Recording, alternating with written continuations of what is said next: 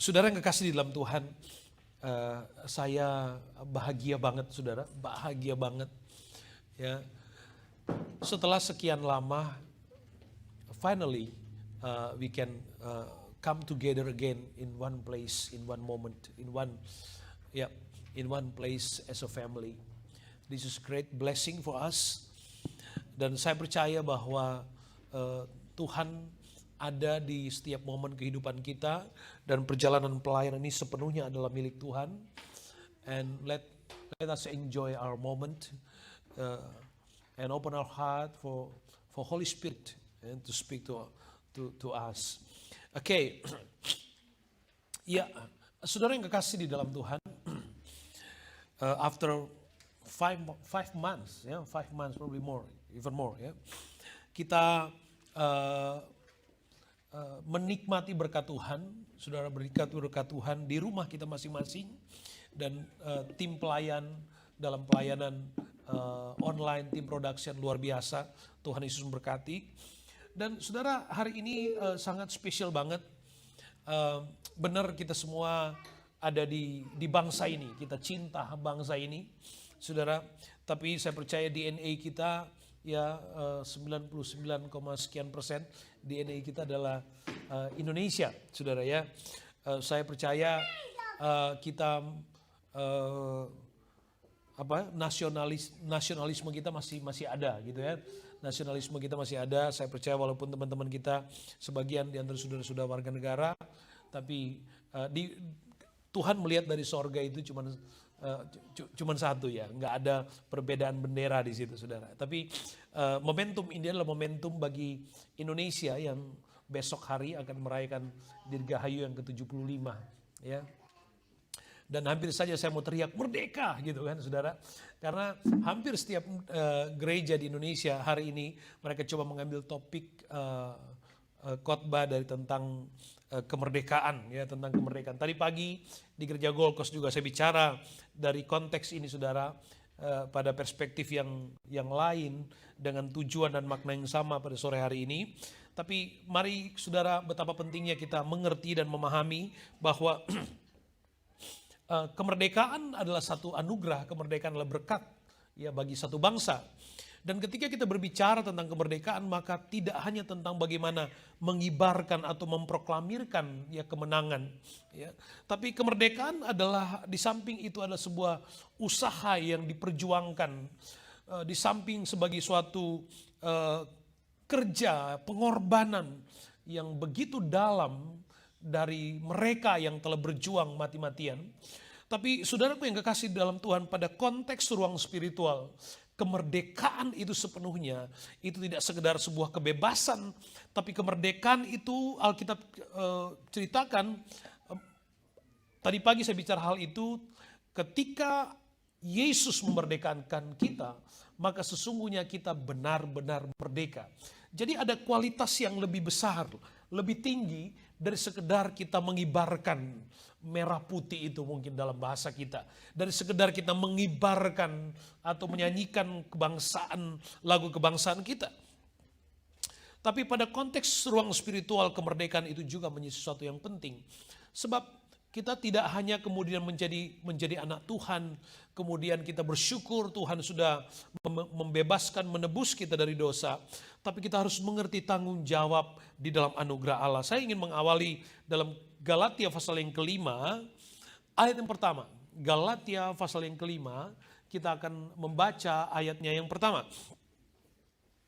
Haleluya, puji Tuhan. Saudara-saudara bisa mengikuti. Dan teman-teman yang ada mengikuti secara online bisa juga mengikuti di screen saudara. Galatia pasal 5 ayatnya yang pertama. Saya baca buat kita semua. Supaya kita sungguh-sungguh merdeka, Kristus telah memerdekakan kita.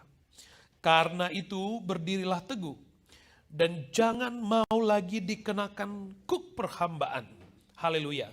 Alkitab katakan supaya kita sungguh-sungguh merdeka, Kristus telah memerdekakan kita. Perhatikan baik, saya katakan tadi bahwa kemerdekaan di dalam Tuhan tidak hanya terbatas pada mengibarkan sebuah panji kemenangan, tidak. Tapi Alkitab katakan supaya kita sungguh-sungguh merdeka.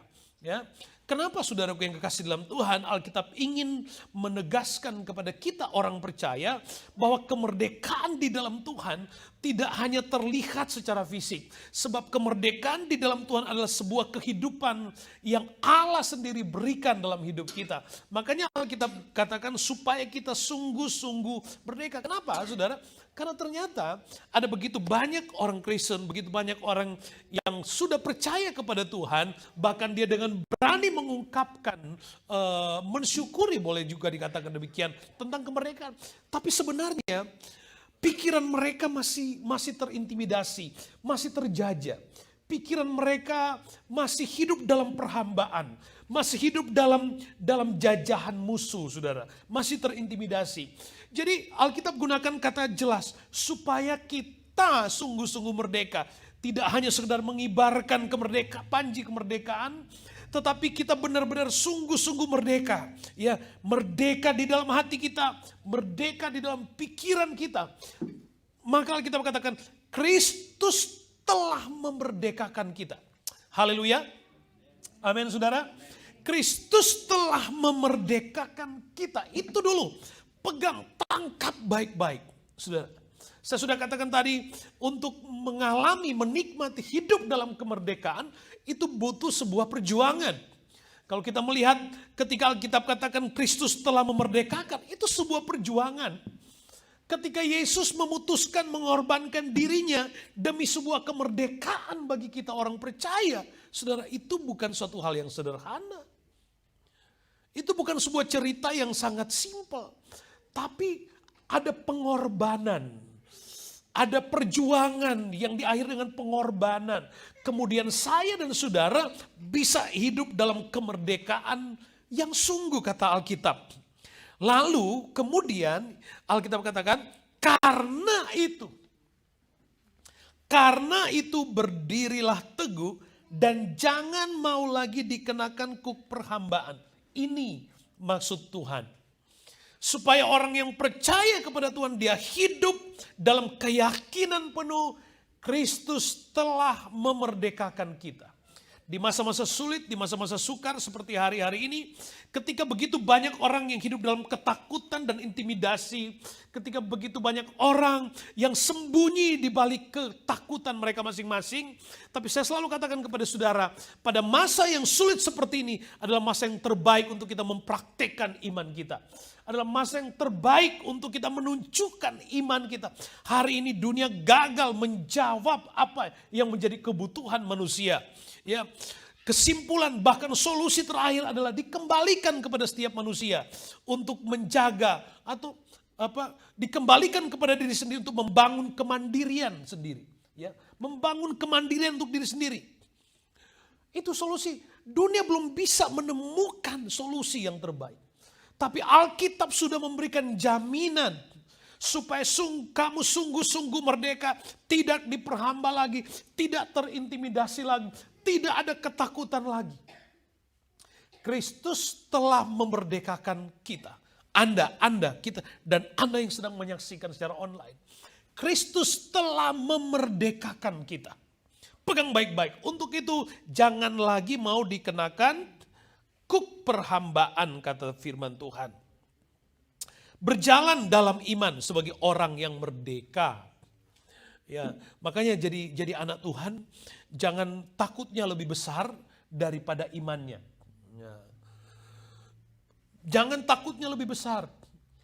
Ada orang senang, iya kita ibadah, saya tidak sedang menyinggung Anda yang sedang menyaksikan secara online. Poin saya adalah, karena mungkin Anda sudah nyaman, sudah saya ibadah online aja. Sudah nyaman, tapi dengar baik. Kemudian saudara mengabaikan faktor terpenting dalam kehidupan keluarga Allah, yaitu fellowship. Ya, itu menjadi poin penting. Kita sudah nggak apa-apa, kita ibadah di gereja. Tapi sekali lagi saya tidak sedang menyinggung Anda yang sedang menyaksikan. Ya. Tapi poin itu penting. Saya takut jangan sampai kita terjebak kepada kita berkata itu sebuah kenyamanan, tapi sebenarnya ada ketakutan yang berlebihan. Ada ketakutan yang berlebihan yang belum bisa kita drive secara positif Kemudian saudara, kita sembunyi. Itu yang maksud saya tadi. Tuhan ingin meyakinkan kepada kita, Tuhan ingin menegaskan kepada kita orang bahwa Kristus telah memerdekakan kita, dan kemerdekaan itu bukan hanya sekedar kemerdekaan yang sementara. Kemerdekaan dalam suasana terbatas, tapi kemerdekaan yang penuh. Makanya saudaraku yang kasih dalam Tuhan, kita semua yang sedang beribadah hari ini, Anda yang ada di dalam rumah, imani. Jalani kehidupan Anda dengan iman yang penuh.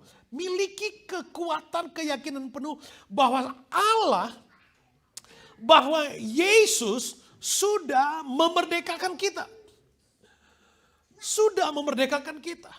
Dan iman kita harus lebih besar dari rasa takut dan rasa khawatir kita. Bahkan kalau boleh saudara, yang paling idealis dan ekstrim, kalau boleh buang jauh-jauh rasa takut. Buang jauh-jauh rasa khawatir itu. Untuk kita berdiri datang kepada Tuhan atas nama iman, atas nama kepercayaan penuh kepada Tuhan. Saudaraku yang kasih dalam Tuhan, kebayang gak? Kalau nggak ada orang lagi yang sehati, mampu menunjukkan imannya kepada Tuhan. Di mana lagi? Saudara, hanya orang-orang yang percaya kepada Tuhan yang mampu menghadirkan jawaban di tengah dunia yang sedang kosong, yang sedang ketakutan. Tapi orang yang percaya kepada Tuhan memiliki jaminan. Ingat, kita sedang berbicara tentang kemerdekaan. Tujuan dari kemerdekaan secara umum kita bisa pahami. Tujuan dari kemerdekaan yang pertama adalah freedom. Ya, tujuan satu bangsa untuk merdeka yang pertama adalah freedom, supaya ada kebebasan, ya, kebebasan untuk berpendapat, kebebasan untuk berserikat, kebebasan untuk melakukan aktivitas, kebebasan untuk menentukan pilihan-pilihan hidup. Hal yang pertama. Kemudian tujuan kemerdekaan berikutnya supaya ada pengakuan. Nah, suatu bangsa dinyatakan merdeka ketika dia memiliki pengakuan dari bangsa yang lain bahwa dia adalah bangsa yang mandiri. Yaitu syarat, itu tujuan dari kemerdekaan. Dan bisa dinyatakan benar-benar merdeka ketika ada pengakuan. Ya. Dan hal yang ketiga adalah tujuan dari kemerdekaan adanya kesejahteraan. Artinya sudah mampu menghidupkan mampu menghidupkan kebutuhan dari rakyatnya. Kira-kira dalam dimensi sosialnya itu. Ya, dalam dimensi konstitusinya itu. Tapi saudaraku yang kekasih di dalam Tuhan, sama halnya bahwa ketika kita bicara tentang kemerdekaan yang Tuhan sudah berikan kepada kita, kita sebenarnya tidak hanya bicara tentang kemerdekaan, oh kalau kita di dalam Tuhan, kita hanya bicara tentang sorga. No. Ketika Alkitab katakan memberikan kita kemerdekaan sungguh-sungguh, artinya kita memiliki kemerdekaan di dalam ruang spiritual, maka sesungguhnya ketika kita memiliki kehidupan merdeka di dalam Tuhan, maka itu akan berdampak langsung dalam kehidupan dunia kita. Itu pasti. Ya. Jadi jangan dibalik. Jangan kita mengejar kemerdekaan di dalam dunia, lalu kita mengabaikan kehidupan di dalam ruang spiritual. Padahal yang Alkitab katakan supaya kamu benar-benar merdeka, sungguh-sungguh merdeka, Tuhan mau bawa kita kepada kehidupan spiritual, kemerdekaan yang sesungguhnya, lalu kemudian hal itu akan berdampak secara penuh, secara langsung dalam kehidupan kita di dunia. Makanya orang yang hidup di dalam Tuhan, yang beriman penuh kepada Tuhan, dia mampu deal dengan persoalan-persoalan sosial. Dia mampu deal dengan setiap intimidasi dan tekanan-tekanan di dalam dirinya. Ya, apapun keadaannya. Nah, saudara, ketika kita bicara tentang tujuan kemerdekaan itu sendiri, maka demikian pun di dalam Tuhan, kita pun memiliki hal itu. Ketika Yesus berbicara tentang kemerdekaan yang sejati, maka Alkitab katakan juga, saudaraku dalam Tuhan, Alkitab juga berbicara tentang freedom. Alkitab juga bicara, kita familiar dengan istilah free will. Ya, kita paham tentang Tuhan memberikan kita kehendak bebas. Supaya apa? Ya, supaya apa? Tuhan memberikan kita kehendak bebas, dan itu kemerdekaan buat kita. Itu kemerdekaan. Ketika Allah memberikan kita kehendak bebas, itu adalah kemerdekaan. Kemerdekaan untuk kita mampu memutuskan secara sadar sebagai diri sendiri untuk bisa mencintai Tuhan. Untuk bisa mengasihi Tuhan. untuk bisa bertumbuh di dalam Tuhan, untuk bisa menikmati karya di dalam Tuhan. Dan itu hal terindah dalam kehidupan iman kita dalam Tuhan. 1 Korintus 7 ayat 22 katakan begini. 1 Korintus 7 ayat 22. Sebab seorang hamba yang dipanggil oleh Tuhan dalam pelayanannya adalah orang bebas. Seorang hamba yang dipanggil oleh Tuhan dalam pelayanannya adalah orang bebas dan milik Tuhan. Nah, makanya saudara pada poin ini, ingat, kita bicara tentang kemerdekaan yang Tuhan berikan. Makanya Alkitab katakan seseorang yang melayani Tuhan, sesungguhnya di mata Tuhan dia adalah orang yang bebas, orang yang merdeka. Dan dikatakan dia adalah milik Tuhan. Makanya saudaraku yang kasih saya salut, saya kagum, saya bangga banget para pelayan-pelayan di GPD Brisbane, di Elgibor Gold Coast, saudara, yang secara sadar ya melayani Tuhan sepenuh hati. Dan itu membuktikan bahwa Anda memiliki kehidupan bebas. Karena Anda memutuskan itu. Lain soalnya kalau mungkin pretext dari pikiran Anda itu bermotivasinya salah, ya terpaksa, itu lain soalnya. Tapi definisi kebebasan yang Alkitab juga katakan seorang hamba yang dipanggil oleh Tuhan dalam pelayanannya adalah orang bebas milik Tuhan. Wow. Ketika kita melayani Tuhan sepenuhnya, sesungguhnya, maka Tuhan sedang membawa kita pada ruang bebas kita. Ruang bebas kita untuk apa? Tadi yang kita bicara tentang freedom tadi, kehendak bebas. Untuk kita memutuskan sendiri secara sadar untuk mencintai, melayani Tuhan dengan setia. Ya. Dan itu kebebasan yang Tuhan berikan kepada kita. Dan tidak berhenti di situ. Demikian pula orang-orang bebas yang dipanggil Kristus. Kemerdekaan di dalam Tuhan kita juga memiliki dan diberikan otoritas oleh Tuhan untuk menikmati kebebasan kita. Hal yang kedua, tadi kita bicara tentang adanya pengakuan. Adanya pengakuan. Kita dianggap satu bangsa, dianggap merdeka karena ada pengakuan.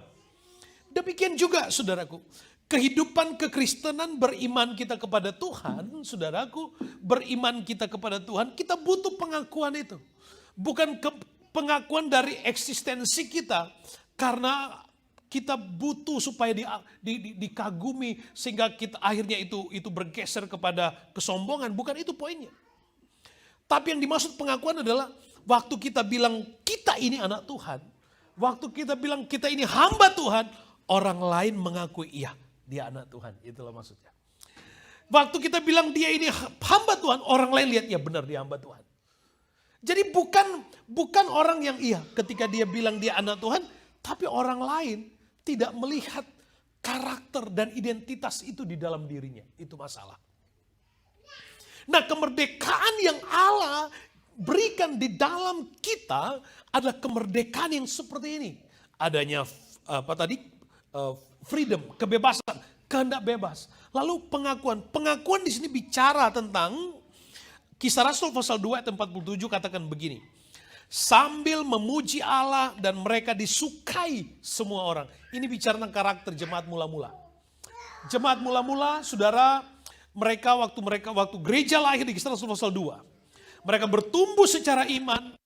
Lalu saudara, kehidupan iman mereka itu berdampak kepada banyak orang. Berdampak banget. Lalu kemudian saudara, Alkitab katakan mereka disukai semua orang. Nah, mereka disukai semua orang. Orang lihat itu. Orang ngerti itu saudara. Itu yang saya katakan saudaraku, berkat dan anugerah. Jadi waktu kita menikmati kemerdekaan di dalam Tuhan bukan berarti, wah saya ini kalau jadi orang Kristen gak boleh inilah, gak boleh. Saya kalau melayani Tuhan nanti saya gak bebas lagi untuk melakukan inilah, menikmati. Bukan itu, banyak orang Kristen salah di situ. Padahal waktu kita sungguh-sungguh di dalam Tuhan, kebebasan kita, kehendak bebas kita itu bertumbuh sehat. Ya. Bertumbuh sehat untuk kita bisa memutuskan arti dari mengasihi dan mencintai Tuhan yang orang dunia tidak mampu, saudara. Orang dunia tidak mampu memutuskan untuk mencintai Tuhan dengan tulus. Tapi ketika saudara percaya Tuhan, melayani Tuhan, Anda memiliki kebebasan. Dan kebebasan saudara, kebebasan untuk mencintai, melayani, menghormati Tuhan. Itu pun adalah anugerah. Itu kemerdekaan. Sekali lagi saudara, orang di luar sana, mereka nggak mampu mencintai Tuhan. Mereka nggak mampu hidup setia. Kenapa? Karena pikiran yang belum ditundukkan kepada kebenaran. Belum benar-benar merdeka secara fisik. Merdeka sebagai makhluk sosial. Merdeka sebagai warga negara. Tapi dia tidak merdeka secara iman. Masih hidup dalam ketakutan, hidup dalam kekhawatiran. Ya, hidup untuk dirinya sendiri. Dia belum hidup dengan Tuhan. Tapi Alkitab katakan jelas waktu dia hidup dalam Tuhan. Dia memiliki kebebasan. Tuhan memberikan itu. Maksudnya poinnya jelas saudara. Anda melayani. Kalau Anda melayani itu jelas. Janji Allah berkata itu jelas. Tapi kalau juga misalnya Anda tidak mau, itu pilihan saudara. Gitu loh.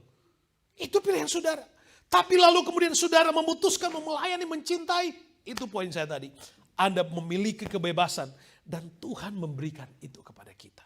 Itu kemerdekaan. Itu kemerdekaan. Dan saudara, juga dikatakan kita mendapatkan pengakuan itu saudara. Poin saya tadi. Banyak orang tidak mau ikut Tuhan karena mereka nggak mampu menyelami, memahami secara penuh tentang kehidupan sebagai orang percaya. Banyak orang sudah. Bahkan mereka kalau lihat kita lagi ngumpul-ngumpul begini, ngapain sih mereka? Ya. Tapi saudaraku yang kekasih dalam Tuhan, kemudian kita bisa beribadah, berkumpul. Dengar baik, ada orang di luar sana sedang berkata kepada saudara, wow, mereka orang Kristen yang luar biasa. Mereka anak Tuhan yang luar biasa. Mereka memiliki rasa cinta, saudara, sekian lama kita berusaha mencari tempat untuk ibadah. Kenapa? Karena rindu untuk beribadah. Dan itulah kebebasan, kemerdekaan saudara untuk bertumbuh di dalam iman.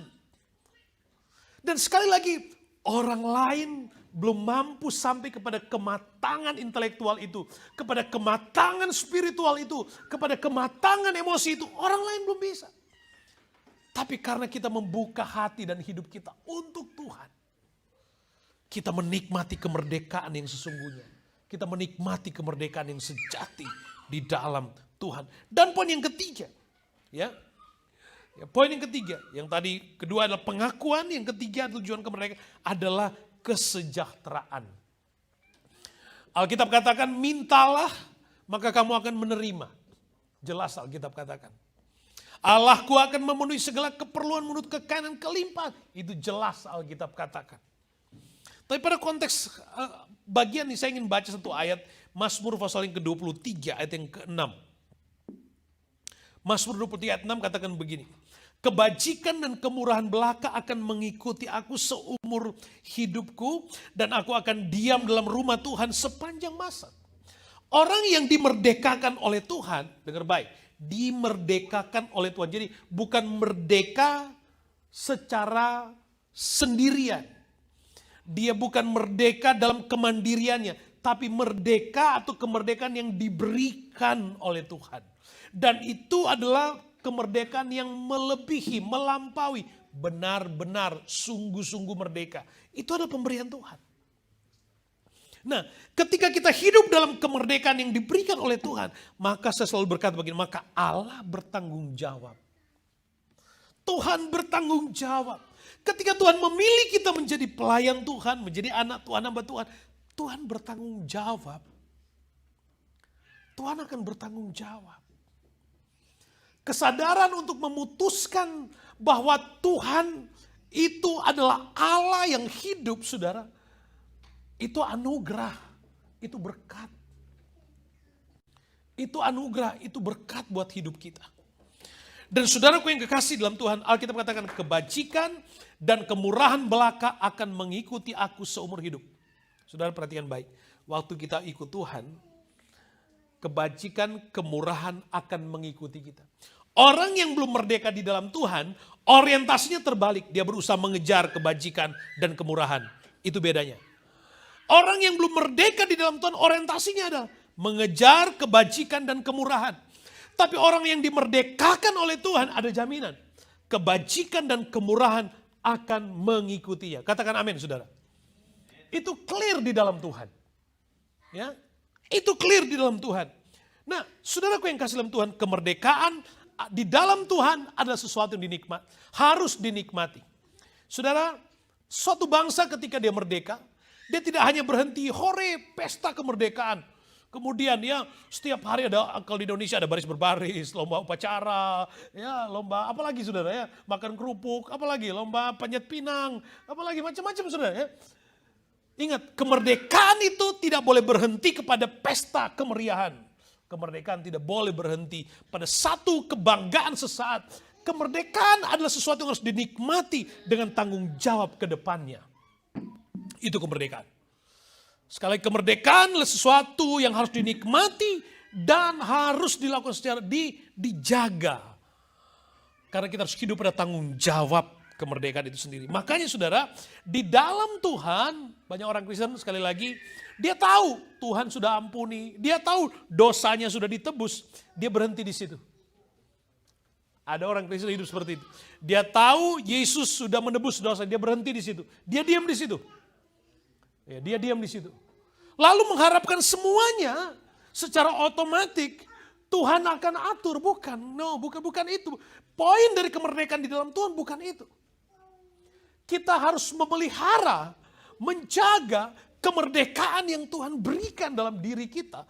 Kemampuan untuk mempertahankan iman harus kita jaga. Kita maintain dengan baik. Alkitab katakan, kerjakanlah keselamatanmu dengan takut dan gentar.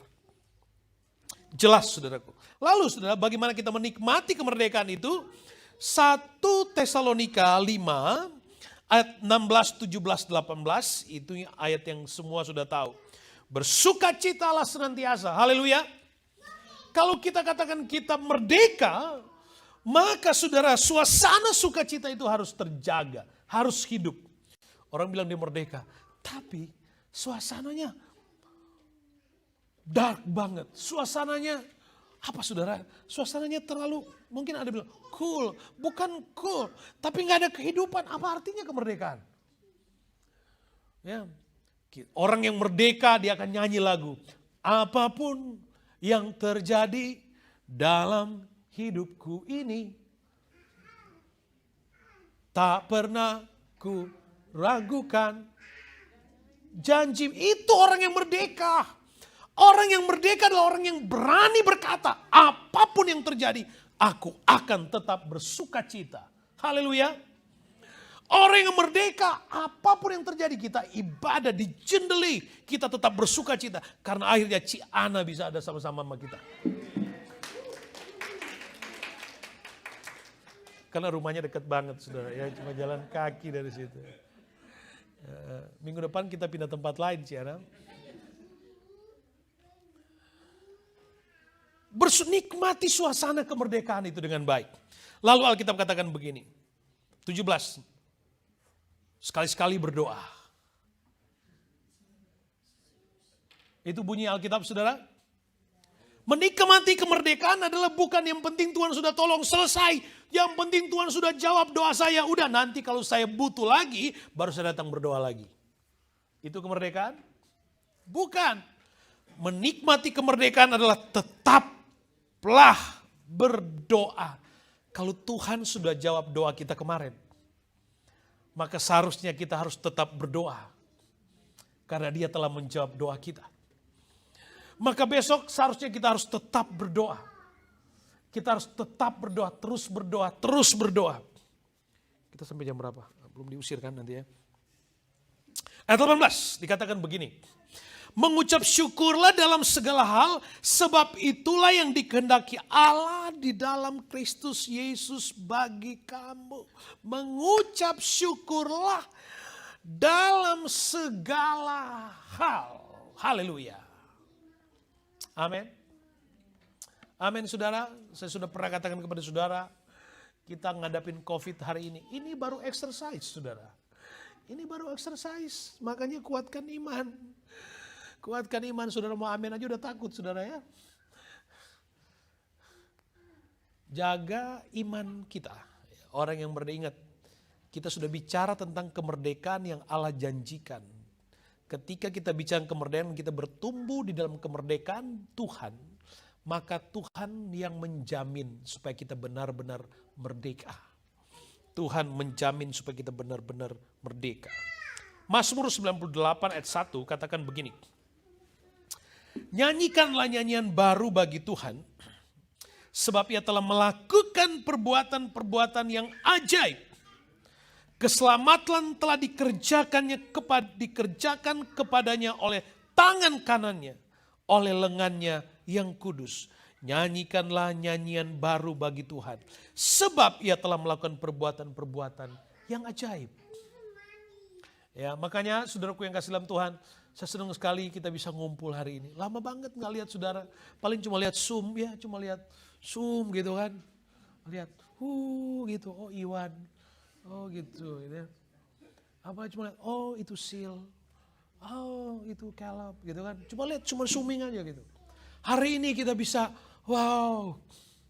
Ada lagu katakan, ku jatuh cinta padanya, pada Tuhan saudara.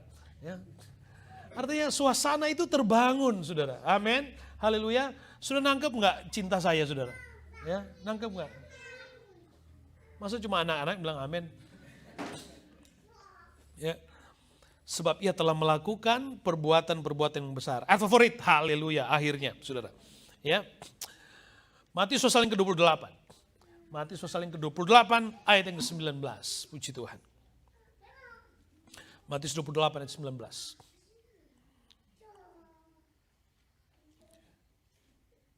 Saudara bisa baca di screen, ya. Saya senang Anda baca, kita baca sama-sama, termasuk Anda yang menyaksikan di secara online, saudara bisa baca sama-sama. Ayo kita baca sama-sama. 1, 2, 3.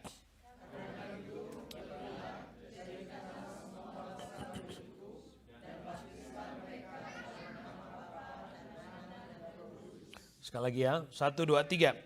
Karena itu, pergilah jadikanlah semua bangsa muridku dan baptislah mereka dalam nama Bapa dan Anak dan Roh Kudus. Haleluya.